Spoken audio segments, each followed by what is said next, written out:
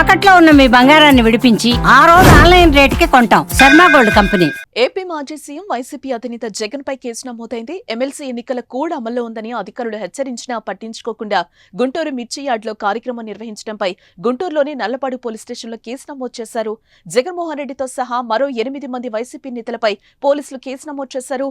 కుడాలి నాని, అంబటి రాంబాబు, లేళ్ల అప్పిరెడ్డి, నందిగం సురేష్, పిన్నెల్లితో పాటు గుంటూరు మేయర్ కావటి మనోహర్ నాయుళ్లను ఈ కేసులో నిందితులుగా చేర్చారు.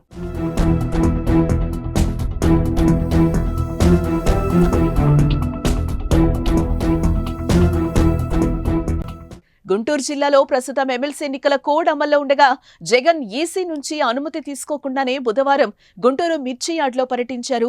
ఎన్నికల కోడ్తో పాటు పోలీస్ యాక్ట్ ప్రకారం విధించిన నిషేధ ఆజ్ఞల్ని ఉల్లంఘించారు. దీనిపై కేసు నమోదు చేయాలని గుంటూరు పశ్చిమ నియోజకవర్గ ఫ్లయింగ్ స్క్వాడ్ అధికారి సిహెచ్ శ్రీనివాస్ బుధవారం పోలీసులకు ఫిర్యాదు చేయగా కేసు నమోదైంది.